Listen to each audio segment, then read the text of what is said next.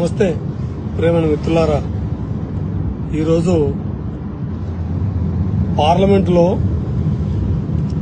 Bullet proof జాకెట్ల మధ్య, bullet proof అద్దాల మధ్య తలుపులు వేసుకొని ఆకాశ అర్ష్వాల అంత ఎత్తున్నటువంటి పార్లమెంట్ భవనంలో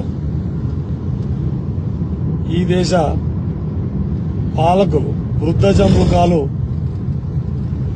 లోపల వందే మాత్రం వాడాల్సిందే, వందే మాత్రం కంపల్సరీ అని ఈ దేశానికి ఉద్బోధ చేస్తూ బిల్లు ప్రవేశపెడుతున్నారట.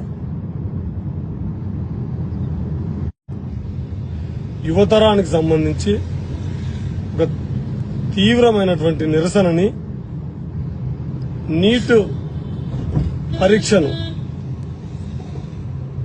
నీట్ పేపర్ లీకేజీ వల్ల పదుల సంఖ్యలో విద్యార్థులు ఆత్మహత్య చేసుకోవడం, లక్షలాది మంది విద్యార్థులు మనోవేదన చెందడం, కోట్లాది మంది వాళ్ళ తల్లిదండ్రులు, కుటుంబ సభ్యులు ఆవేదన చెందుతూ దానికి కారకుడైనటువంటి ఆర్ఎస్ఎస్ నేపథ్యం నుంచి వచ్చినటువంటి విద్యాశాఖ మంత్రి, కేంద్ర ఉన్నత విద్యాశాఖ మంత్రి రాజీనామా చేయమని కోరిరు. పార్లమెంటును రద్దు చేయమల్లే, ఆయనను ఉరిదీయమల్లే. ఇట్లాంటి తప్పులకు కారకుడైనటువంటి అతను ఆ బాధ్యతలో ఉండడానికి వీల్లేదు, రాజీనామా చేయమని అడిగారు. కానీ ఆ వేలాది మంది యువకుల మీద వాటర్ కెనాన్లు, తలలు లేని ఈ బత్తాయిల రాజ్యం, తలలో మెదడు లేని ఈ బత్తాయిల రాజ్యం తలలు పగలగొడుతున్నది. అక్కడ చూస్తా ఉంటే ఒక భయానకమైనటువంటి వాతావరణం. బహుశా ఏ యుద్ధంలో కూడా ఇంత క్రౌర్యంగా వ్యవహరించరు కావచ్చు, ఇంత ఘోరంగా సరిహద్దులలో కూడా ఉండదు కావచ్చు, దేశ సరిహద్దులలో కూడా. కానీ ఒక విషయం మాత్రం అర్థమవుతుంది,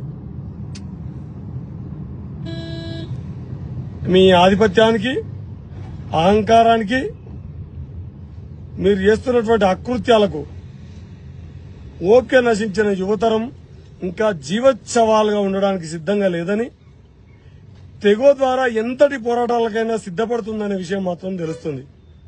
కాబట్టి మిత్రులారా, ఒకసారి పరిశీలించండి ఏం జరుగుతుందో. ఢిల్లీ జంతర్ మంతర్ వద్ద, పార్లమెంట్ వద్ద మన బిడ్డలు, ఈ భూమిపుత్రులు, రేపటి తరం నిజమైన ఈ ఆందోళన పట్ల, జరుగుతున్న పరిణామాల పట్ల ఒకవైపు అభిజిత్ దీప్కే అరెస్టులు, మరోవైపు ఏ ఎన్టీఏ ఉందో దాన్ని స్వాధీనం విద్యార్థులు